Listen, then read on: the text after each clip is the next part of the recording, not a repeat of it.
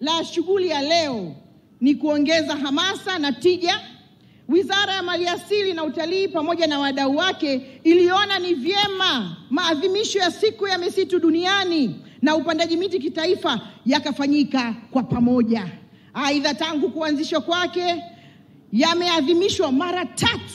Mara ya kwanza maadhimisho haya yalifanyika Magu pale mjini Mwanza, ilikuwa mwaka 2022. Mara ya pili yalifanyika mkoa wa Kilimanjaro Same, na hii ni mara ya 3 yanafanyika mkoani Njombe. Mheshimiwa Waziri Mkuu, kazi inaendelea. Tunawashukuru sana. Katika kipindi chote cha maadhimisho haya imekuwa ni fursa katika kuchochea juhudi za uhifadhi na upandaji miti kwa jamii na umma mzima wa Watanzania.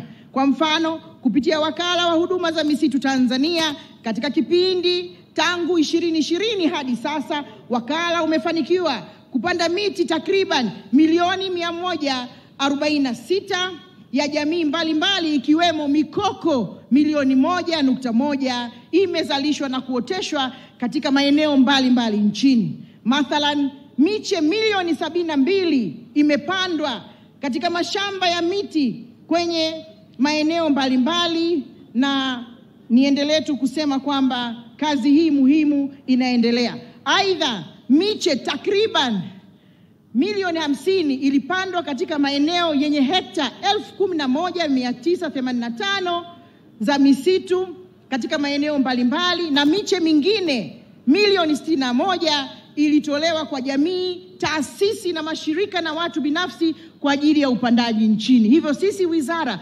tunatoa miche kwa jamii, kwa taasisi, kwa mashirika ya dini, kwa machifu, kwa Wanyalukolo, kwa Watanzania wote. Hapo vipi? Asanteni sana. Mheshimiwa mgeni rasmi Waziri Mkuu, katika kufanya maadhimisho haya tunashirikiana na wadau mbalimbali. Kama unavyoona, kuna wanufaika wa misitu, pia kuna watunga sera. Jukwaa lile pale, wale ni watunga sera, ni viongozi mbalimbali wa serikali, lakini pia tunao viongozi mbalimbali kutoka taasisi za serikali wako hapa mbele yako. Tunayo mashirika ya umma. Haya mashirika ya umma, tupungiane mikono mahali mliopo hapa. Mashirika ya umma, asanteni sana mashirika ya umma. Tunazo asasi za kiserikali, asasi za serikali, tupungiane mikono popote mlipo. Asasi za kiserikali, asanteni sana. Tunao wadau wa maendeleo popote mlipo, asanteni sana. Tunao wawakilishi wa makampuni mbalimbali. Lakini tunazo halmashauri zetu, jamani, tupungiane mikono. Wakurugenzi, madisi, asanteni sana kwa kazi kubwa, na wananchi kwa ujumla kama unavyoona mbele yako. Dr. Samia Suluhu Hassan oye! Waziri Mkuu Kassim Majaliwa oye! Asanteni sana. Mheshimiwa, wakati unafika pale Makambako umetuambia, naomba nikunukuu, umesema misitu ni utajiri, misitu ni uhai. Najua utakapokuja utatuambia mengi. Sisi tunakushukuru kwa maelekezo yako ya serikali, na tupo imara Mheshimiwa Waziri Mkuu. Tuna kila sababu ya kulinda misitu. Tuna kila sababu ya kuhakikisha misitu yetu inakuwa salama.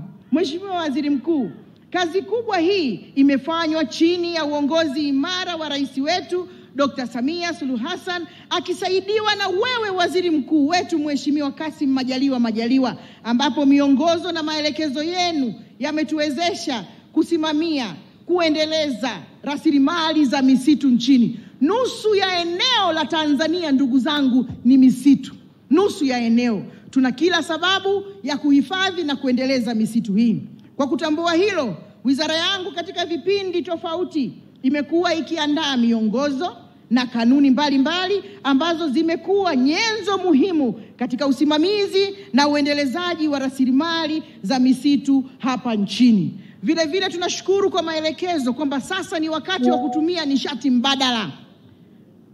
Kupitia ofisi yako ya Waziri Mkuu na kupitia maelekezo ya Mheshimiwa Rais, tumeelekezwa kutumia nishati mbadala ili tusikate miti ovyo. Mbele yako kuna akina mama wa mkoa wa Njombe kutoka wilaya zote wamesema asante sana kwa maelekezo haya. Wanakushukuru sana kwa maelekezo haya.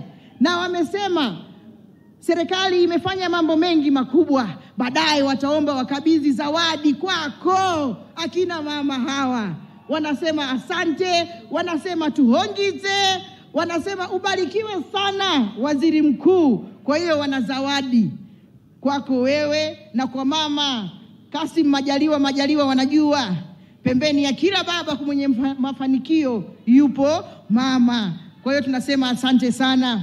Lakini pia baadaye tutakuwa na tuzo yako Mheshimiwa Waziri Mkuu na tuzo ya Mheshimiwa Rais kutambua mchango wenu.